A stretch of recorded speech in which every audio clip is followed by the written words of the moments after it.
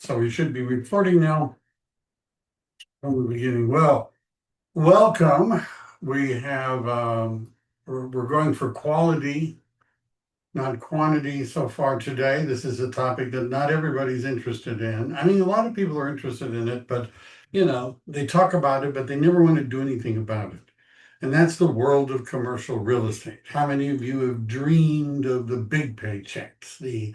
I'll sell an $80 million, complex and never have to work again, right? So we're going to talk about how, what are we talking about when we're talking about commercial real estate? What are the forms you need to know? What could you do? What are your options? We're going to talk about all that kind of stuff today.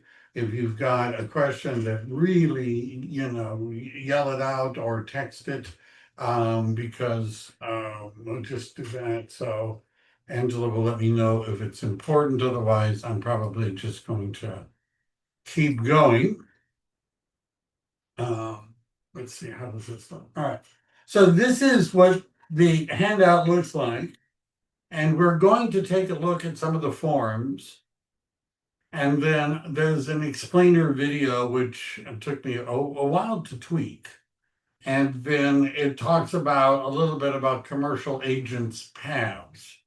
And let me see, did it put that there or did it there? All right, I don't know. It made more changes than I wanted it to.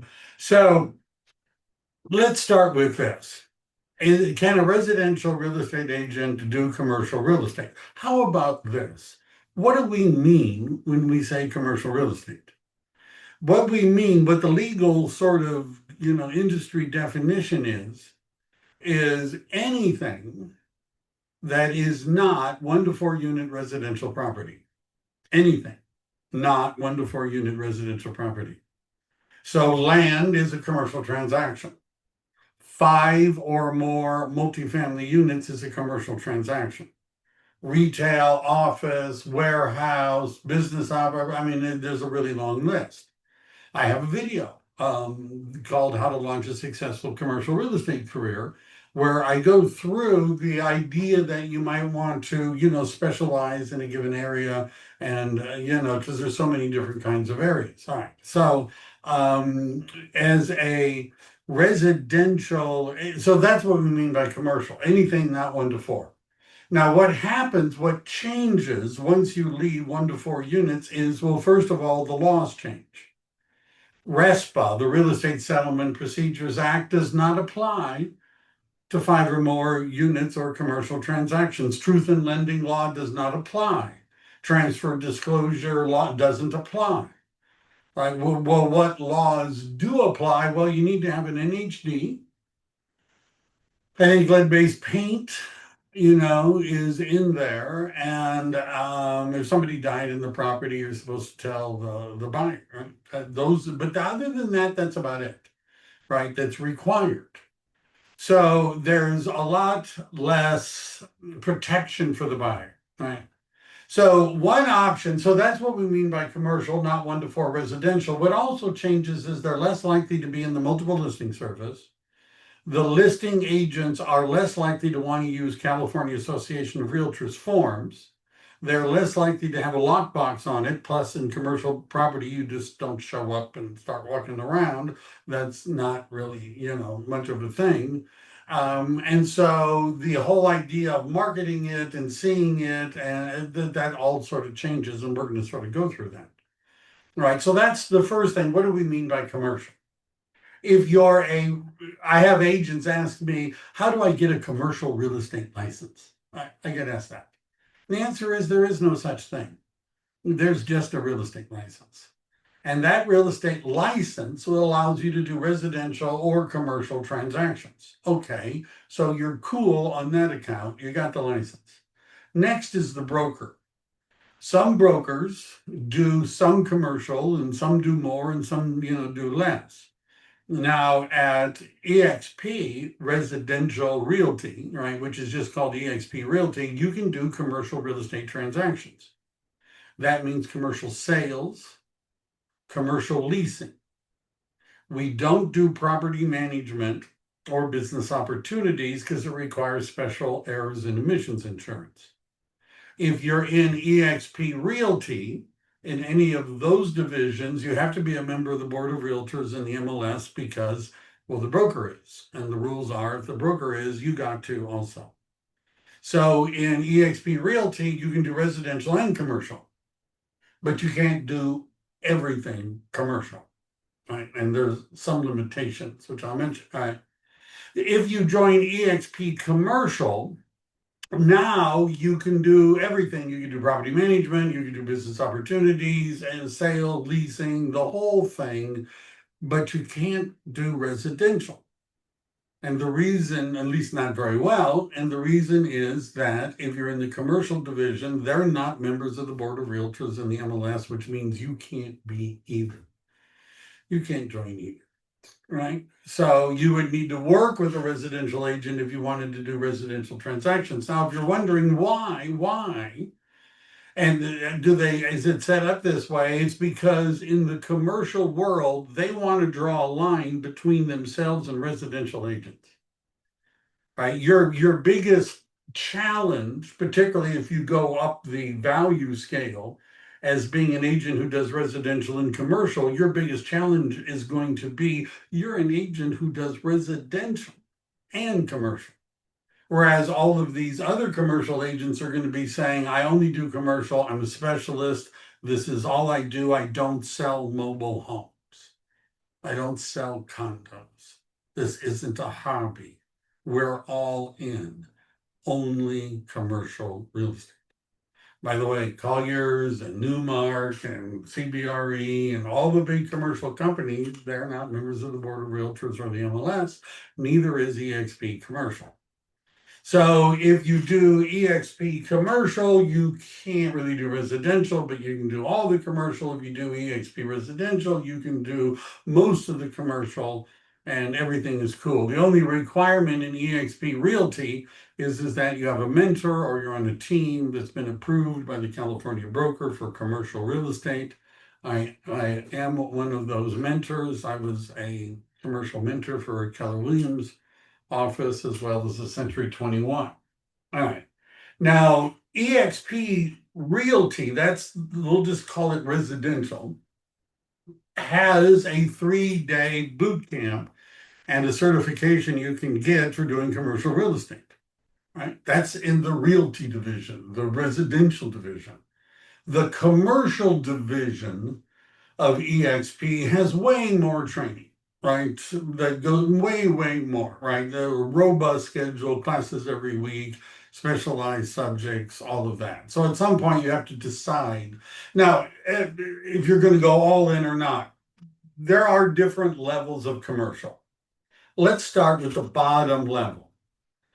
I've sold an $800,000 commercial property. It was a 400 square foot drive through like little hamburger thing, right? 800,000, right? That's less in that town. That was less than what most homes would sell for.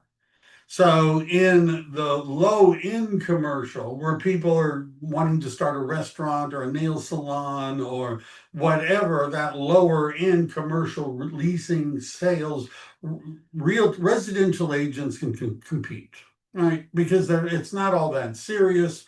The people you know are the kind of people that are going to be doing those kind of commercial transactions. The same people you're meeting when you're selling houses are the same people you're going to be working with in that initial band. In that band, because I'm getting back to the point of the class, in that band, you would typically be using the California Association of Realtors Commercial Purchase Agreement. Why? Because first of all, you have it because it's part of zip forms. Right? You don't probably have any others, so why not? Plus, it's a commercial form. We're going to go over it. As you move up from as you move up in the strata, just trying to think of a nice word for the use of the California Association of Realtors forms becomes less prevalent. Why?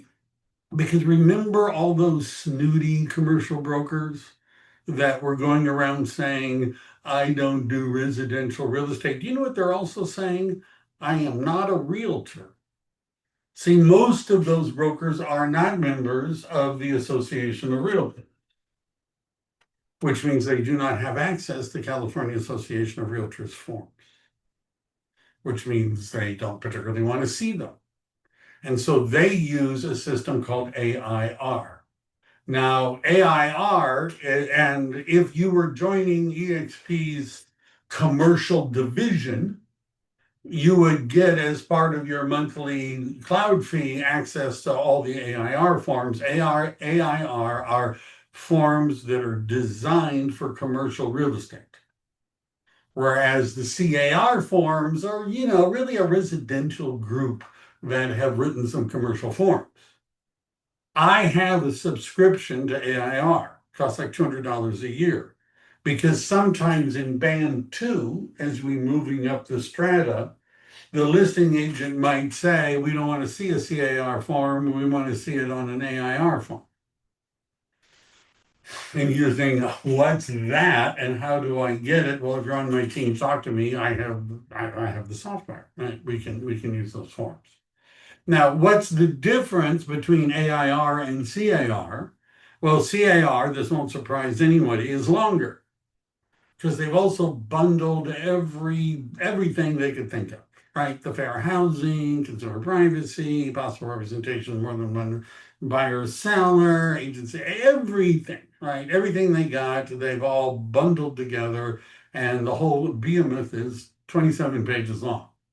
If you include all of the things they want you to include, whereas you can see the A.I.R. form is maybe half that.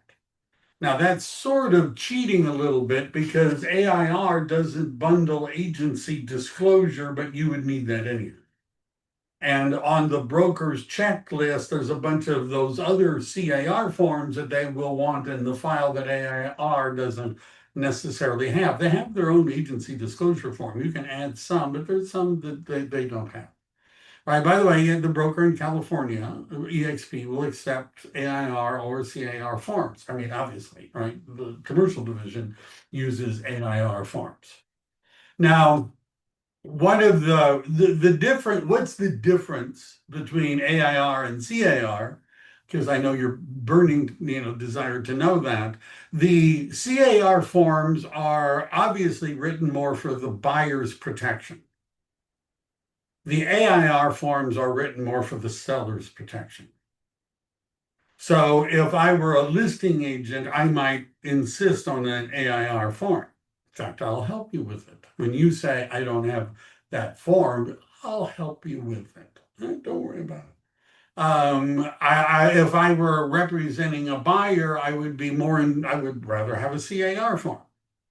So give me for instance, how is it more for the seller than it is how is A.I.R.? How about this contingency removal, active versus passive? Now, what we mean, let's say there is a 20-day inspection contingency. What active removal, that's C.A.R.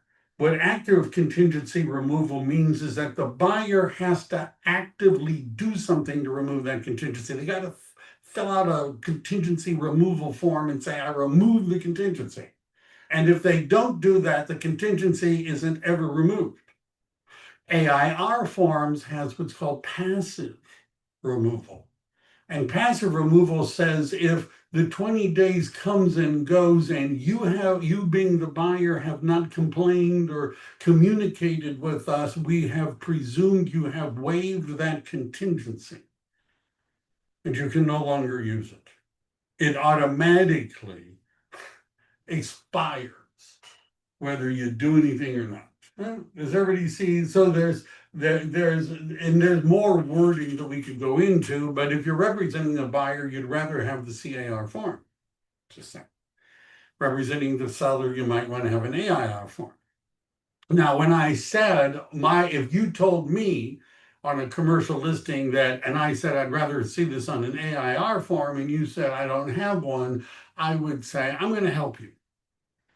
And the way I'm going to help you is that the world is different in commercial real estate.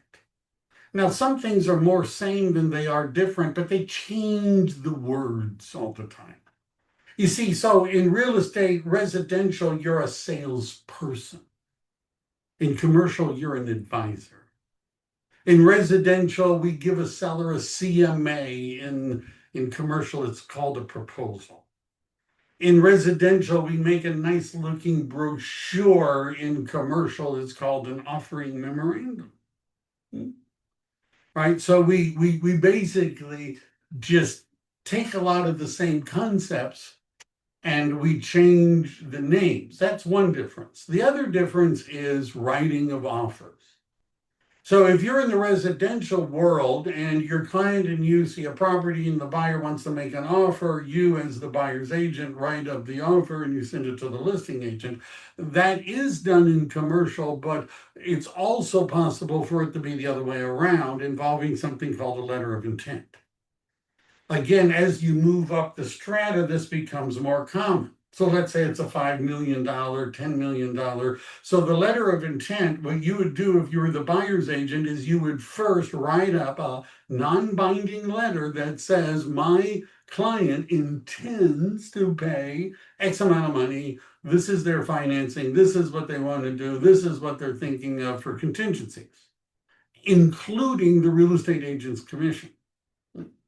Then the listing side, seller side, will come back with their either acceptance or counter proposal. And they'll say, well, the price is okay, but we're not going to fix the environment. We're not going to do this. We're not going to do that. And so we go back and forth with letters of intent, non-binding, until we finally come to a resolution. Then, okay, now we know the structure of the offer, who's going to write it. In many cases in commercial, it's the listing agent. See, when you say to me, well, I don't have my C.A.R. form, so don't worry, I do, I'll fill it out. So in residential, the buyer's agent almost always is filling out the form, but in commercial, a lot of times it's the listing agent who writes the offer. Just to say. That way we know it's on the right form. By the way, some of the brokerages have their own forms, which they are going to insist that you use. They have their own purchase agreements. Well, you don't even have a copy of it. So how could you possibly fill one out? Well, you've got to do the letter of intent, go back and forth until everything's worked out. Then they're going to write it up. One of the other differences between A.I.R. and C.A.R. is that in A.I.R. it says how much commission the listing agent is getting and how much commission the buyer's agent is getting. And it says it in the form how much of it is being paid by the seller. It says it right in the purchase agreement. It doesn't say the seller's going to give you, it's just blatant right there. So those forms are very different, right? And that may have been more than you wanted to know, but you can see there may be a case where you're going to actually have to, and let's look at some of the forms, right? Because I've got explanations. The video is actually pretty good. I can't take all the credit for it. This is what it should look like. I'm using a different system. It should be easy to download if you want to. There's a up in the upper right. Is there anyone having trouble opening this document? Are we okay? All right. Is my microphone still working? It is. Monica asked if you can explain the commission. What do you mean? So you just did. You were explaining. I was writing the text. But the commission that is in the agreement, would that be half and half, or how does that work? So the commission that you put in the CRE contract. Yeah. Is this the right one? Always commission questions. Is that it? What's the usual percentage for commission on commercial? It varies. I don't know. So I don't have an AIR contract that's sitting around right now. So what it says is the AIR contract is a contract between the seller and the buyer. And so it would be, how much is the seller going to pay? How much is basically paragraph 3G3, but moved to a different place. What's Correct. different is that paragraph 3G3 does not say how much the listing agent is getting. But the AIR contract does. Mhm. If I had one handy, I would, So it's a 5, it says commission. And it says owner should pay agent a commission in amount of 5%. But I wonder percentage is from the seller to the listing agent, or is So first of all, if I were going to do a class on AIR, I would need a whole hour to do a class on AIR. So I was hoping to keep this about the California Association of Realtors purchase agreement, because there's a lot that's different between the two. But if you're paragraph 27, which I think you can see, I found my copy. When seller agrees to pay brokers a real estate fee in a sum equal to of the purchase price divided as follows. And if you're having, okay, so this, I'm guessing what the cognitive dissonance is.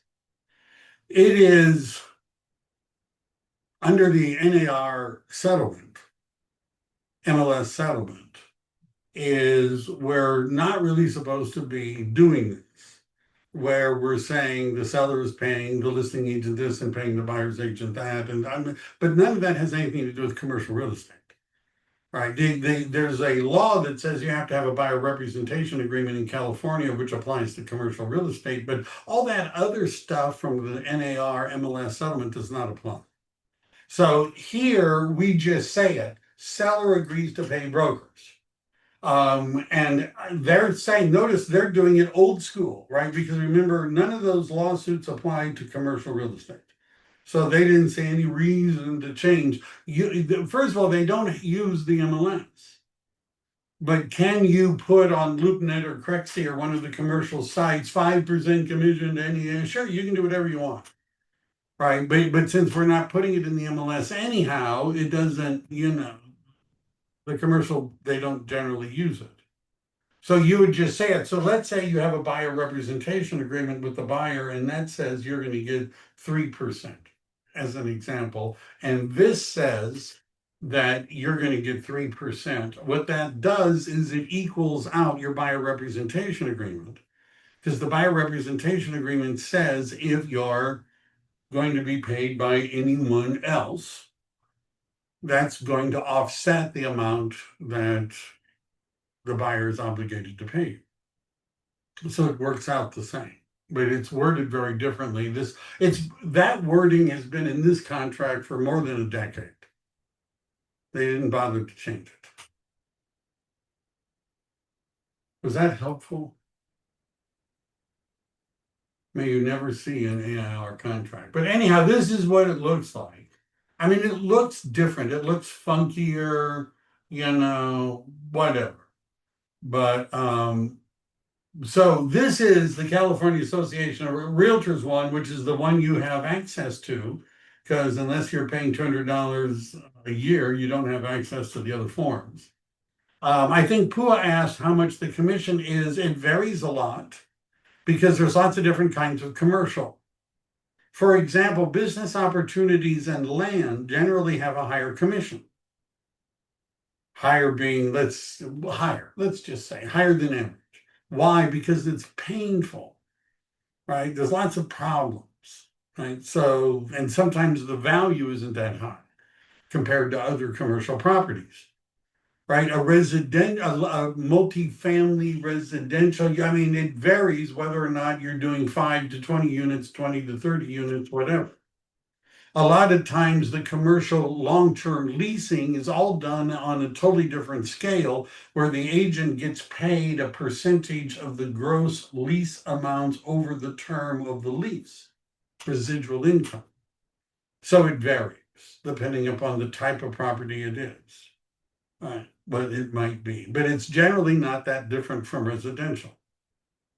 So Mike, that client that I have that wants to buy that land, that would be considered commercial? Yeah.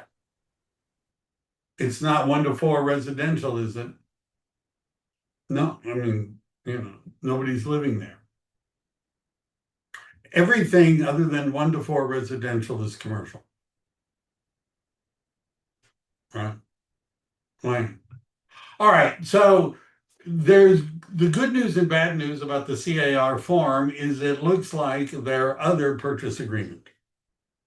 And the reason why I say it's good and bad news is because if you're used to the other purchase agreement, it won't be as hard to adapt.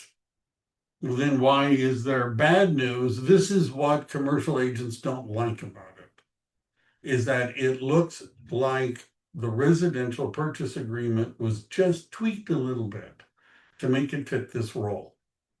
Right? That's the attitude. Whereas the A.I.R. form, the A.I.R. doesn't make residential forms. They only make commercial forms. You see the snobbery.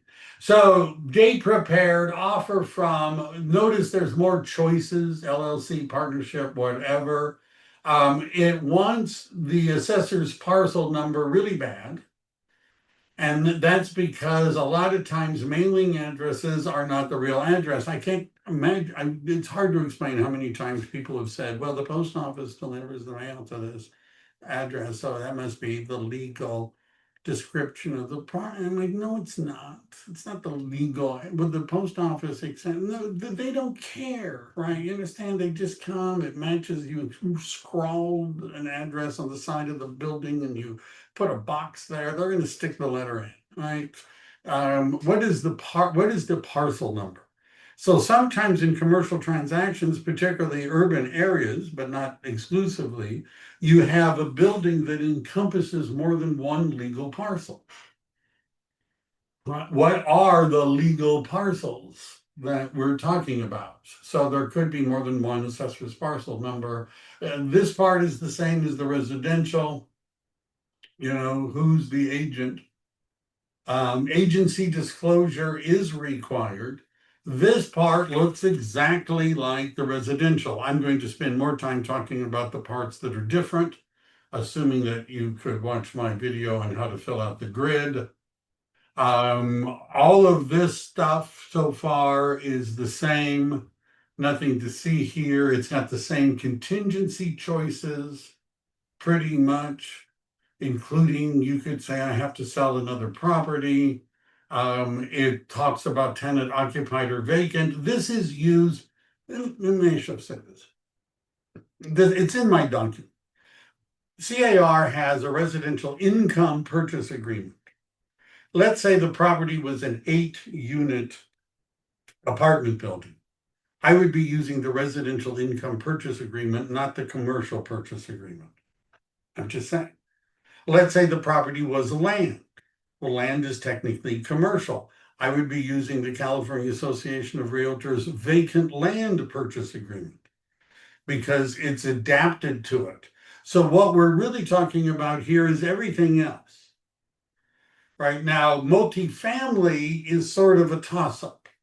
You could use the residential purchase income agreement, or you could use the purchase agreement. EXP, by the way, doesn't really care because there's a lot of similarities, plus it's mostly about income.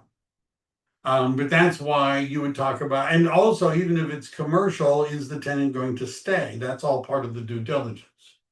Well, that's the part I wanted to spend a little more time on because these boxes and things like that look just like the residential. NHD is a requirement.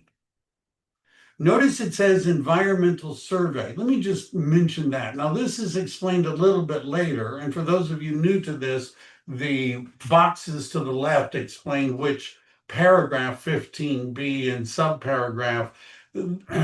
There's something called a phase 1 environmental. And A phase one environmental is like the natural hazard disclosure environmental, but on steroids. Way more intense. Costs thousands of dollars. Whereas the NHD, they give you a little report, the phase one environmental binders and stuff like that. Now, what the phase one is designed to do is to determine the likelihood of there being toxicity in the soil. Was there an abandoned gas station, an abandoned paint store? Was there an underground storage tank, et cetera, et cetera? And if they discover toxicity in the soil sufficient that there is going to be an issue, you have to move to phase two. And a phase two environmental is when they come to the property and they dig out all the contaminated soil and take it away. You thought the phase one was expensive, right? So and if you're in rural areas, you're not immune from this, because if it had been farmland, there's a chance they were using fertilizers, some of which might contain toxic substances. So do you want one? An environmental survey, and who's going to pay for it? Right? If you asked artificial intelligence to explain phase one environmental, phase two environmental costs and things like that, it obviously can vary depending on the property. You'll know more about it, but this could be a big issue. Now, if the property is a office building and it's been there for a while, and that it's probably we're never going to do it. Right, but if the land if it's suspect for some reason, that they're, like an abandoned gas station, right, then we would want to do that. Point of sale inspections and reports. This is something you always ought to think about, by the way, residential or commercial, if you're representing a buyer. Because what happens if the city, county, etc., has a mandatory, let's say, sprinkler system retrofit requirement, and we find out during escrow, because they inspected, that we're going to need a new sprinkler system in our commercial building? Who's going to pay for that? If there's a requirement that there be an inspection, who's going to pay for the inspection? That's Q6. And then if there's a requirement that's the next one, Q7. Obviously, if you represent the buyer, you would want the seller you don't want to leave this blank, right? Because if you leave it blank, then we don't know who's going to fix it.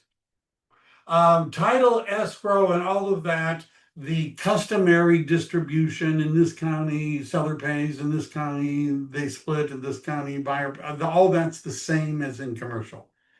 In other words, it's all negotiable.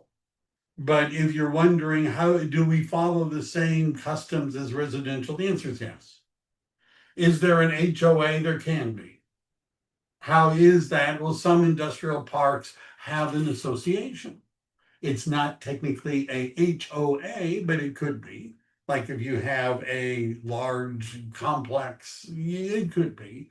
But that's really just stuff that they threw in that came from the residential. Notice our additional tenancy documents hidden down here. You would want to check those boxes.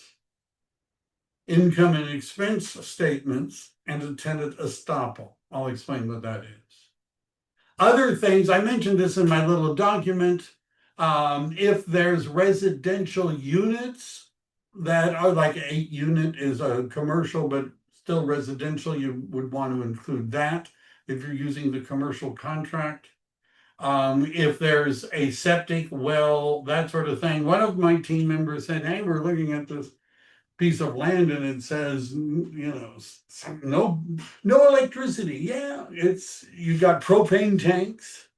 If you need some electricity, a well, there's no PG&E, none of that. Exchanged, that sort of stuff. Assumed financing is possible. All right, let's just take a look at this. Initial deposit. I could be doing this going through the grid, but in residential real estate, a typical deposit is 3%. Earnest money deposit, typical. Now, why? Why was it always 3%? The answer is no, it wasn't always 3%.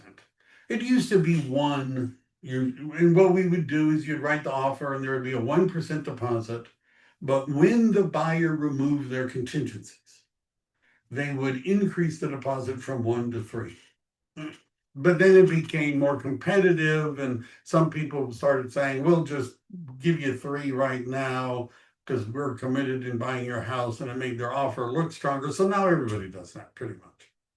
Why 3%? Well, it's because the California Civil Code section says that if we're talking about residential 1 to 4 unit owner occupied properties, that if the buyer defaults, the most that the seller could keep is their deposit up to 3%. That's where the 3% comes from. But you realize we are not talking about a 1 to 4 unit residential owner occupied properties. So that section of the California Civil Code does not apply. So what we typically do, what you'll see more often, and again, it varies depending upon the kind of commercial, where the initial deposit might be 1 or 2. Because sometimes land in particular, it can take a really long time, right? I mentioned this in the land transaction class. The buyer won't want to buy the land until they know for sure they can do what they want. Well, that could take a really long time. And even if it's a retail, like the one that I sold that was a little drive-through, why did that it took a long time? Why? Because the current zoning didn't allow for a drive-through, and you would have to get it rezoned or get a variance, which requires a public hearing, or and all that took a really long time. So that also, by the way, the time periods in a commercial contract, don't say, I'm going to remove my contingencies in 12 days. Don't do it.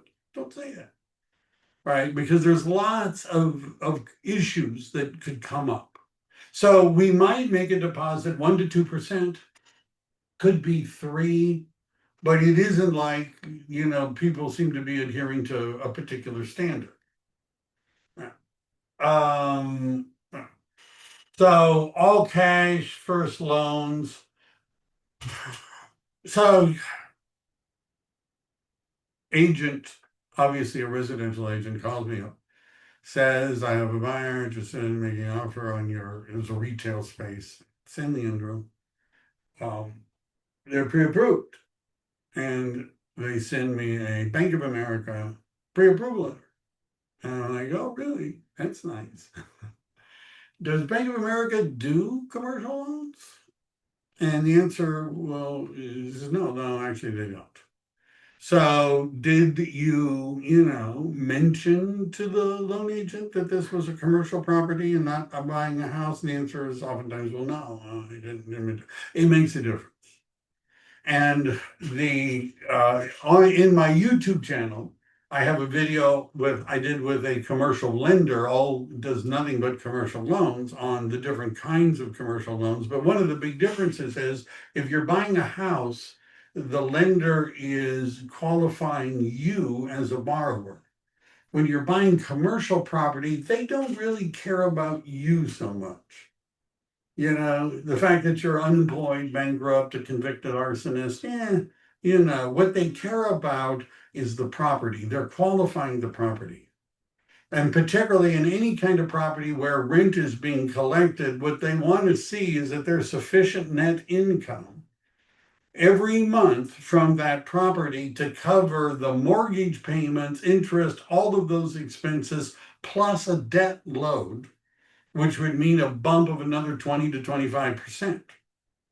Now, if that property is making that much money, you're going to get a loan. If it's not, they're not going to lend you money on that property. So there are different lenders once you get to commercial real estate. So there's oftentimes small business administration loans, which could be 90%, 10% down. There's loans are being made by insurance companies, and the way to think about that, let's say you needed $50 million. You need a loan, $50 million to buy a commercial building. Who's got that kind of money? I mean, who's got 50 million just sitting around, looking for some, how about a life insurance company? How about them?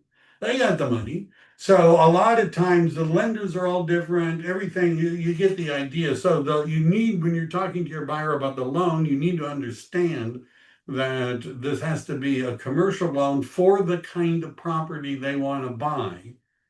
Right, virtually, they always are saying this is for land, but it never mentions land. It's very difficult to get a loan to buy land. Credits, all of this is pretty much the same. Verification, I'm going to focus on the things that are a little bit different. Contingencies, appraisal, investigation, all of this is exactly what it says in the residential purchase agreement, right? All of this just copied and pasted. This is what people either love or hate about this contract.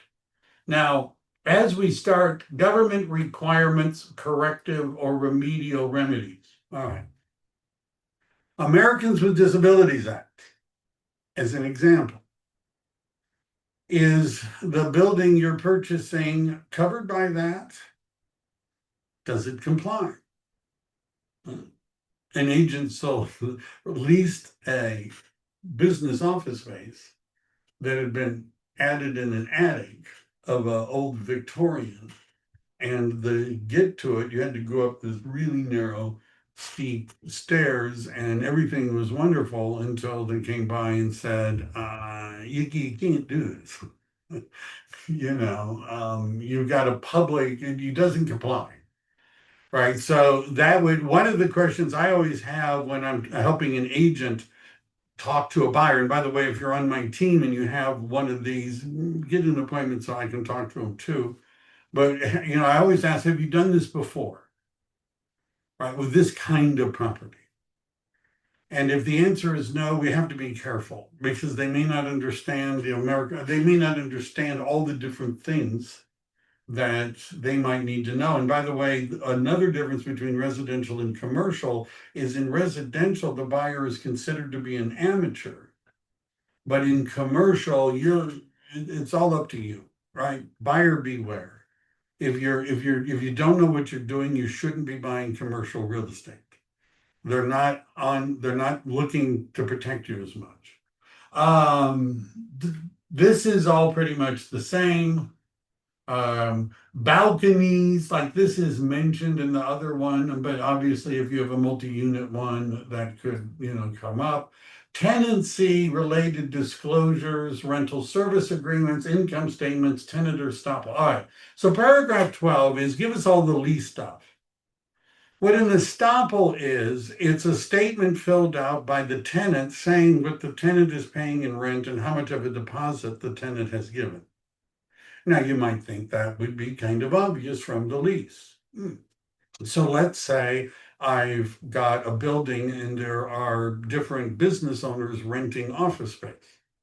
One of them comes to me and says, look at the $1,500 a month that I'm paying you is high. There's this new office space that's just down the street and I could get something a little bigger for only $1,250. If you don't lower my rent from $1,500 to $1,250, I'm walking. And so I say, okay, $1,250. Don't tell the other tenants, okay? Just don't tell them. Now, so the tenant is paying me $1,250. Have we redrawn the leases? Have we officially revised the leases and signed them again? So now the building is being bought and I'm turning over the leases as proof of income. And the lease says $1,500 a month. But that's not what I'm getting. So what the estoppel certificate says to the tenant, how much rent are you paying? And then the tenant, how much of a deposit? Because the owner said he only had 1 month's deposit, but the tenant is saying there's 2 months. Well, this is something we ought to work out before escrow closes, don't you think?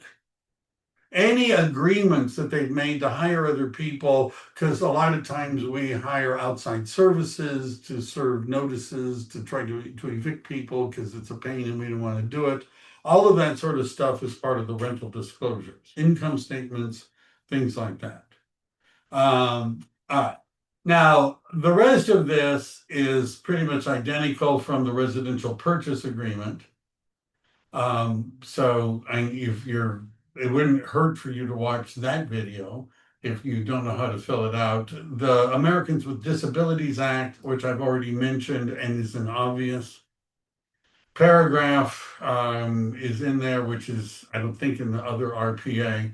Now, what's different as we scroll to the end, because this is all the normal residential purchase agreement stuff, right? This is it.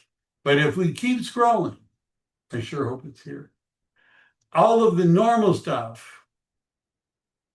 Here we go. So, one of the other reasons the C.A.R. form used to be awful for commercial. All it said, it didn't really have all the protections. It wasn't as well written as it is now, but it basically said the seller has to tell the buyer any material facts, but didn't ask any questions. A.I.R. had what was called a property information sheet where they would ask sellers some questions. C.A.R. said, let's take the SPQ. But what C.A.R. does is they clone other forms, add a little bit, tweak a little bit. So they took the seller property questionnaire and they made a commercial seller property questionnaire. And what they do is they ask all those questions. Now, can you see why, if I'm the seller, I might want to see an A.I.R. form? Because the property information sheet that comes with A.I.R. doesn't have very many questions at all, really. But so they would go through, but this is obviously much more robust. It's more likely to communicate any actual material facts. And again, a lot of this is they just took all the parts that were in the SPQ and added them.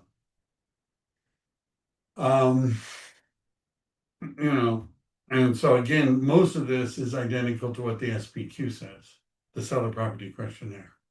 Now, there's, most of this is just, the same as the other one is, the seller property questionnaire. Inspections, what do you do during the contingency period? Well, a lot of it's very similar. If you've got a loan contingency, the loan agent's doing stuff. There would be an appraisal, inspection. So what would you do? You can hire a commercial inspector. Like every inspector I know says that they inspect commercial real estate. I have never had a professional commercial inspector ever inspect one of my properties. Never. But they could.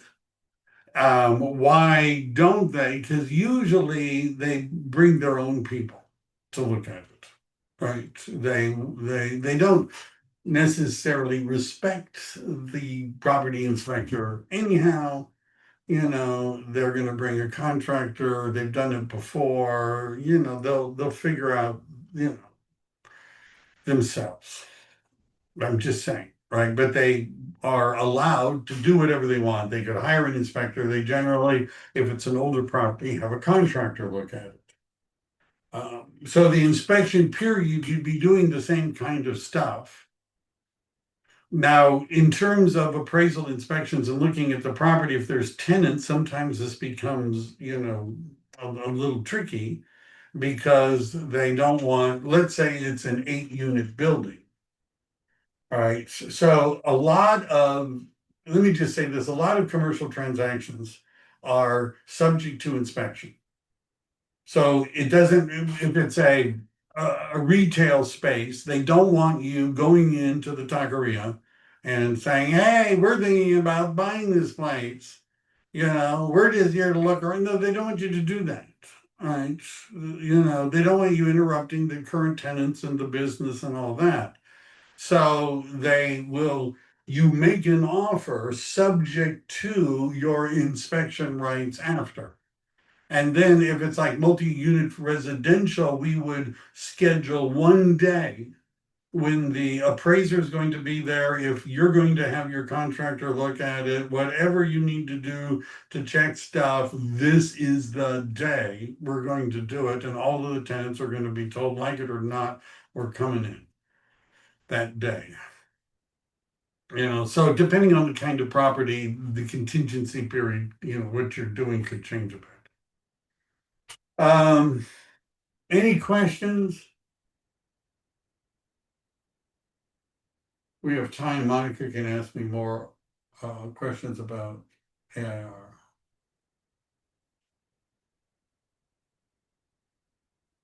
Or not. She probably left.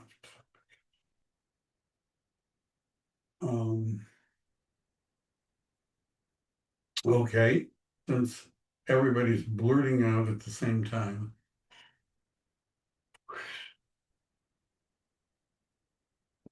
That's it then, huh? Monica, nothing? All right.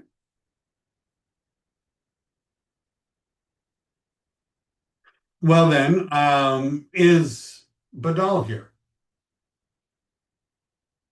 Hey, Michael, I'm here. Did you, so have interest rates gone down to like, you know, 4 or yet? Not yet, not that much. Everyone is waiting for 15 September. Let's see what they say. Well, tell us what's going on. Yeah, I think we have a Fed's meeting on September, mid of September. We have seen the little movement on the market, so we are hoping that movement is because of that the rate decrease at least a quarter percentage, see a quarter percentage. So let's hope for that. Okay. I have a question on land. So for the commercial contracts, if buyer just wants to buy a land and don't want to do anything for a while, do still needs to do that environmental evaluation? Is this like a like NH something, right? It's not a law. Now, there are some areas where they've marked certain areas as being high in toxicity, and they make requirements that you have a test on, but that's rare. It's just something that you would want to do. And in certain kinds of development, the city might actually require it. It all depends upon whether or not there is some suspicion that there's toxicity. And I've done maybe 5 or 6 where they actually wanted to get the full environmental. Most of the time, people just say, nah, you know. But Okay. it'd be a prudent thing to do, particularly, you know, like you've got a daycare center. I mean, you know, I mean, depending on what you're doing with it. If it's a warehouse, you know, you might let it slide. But Got it. Okay. yeah. All right. Thanks. Okay, well, that's it.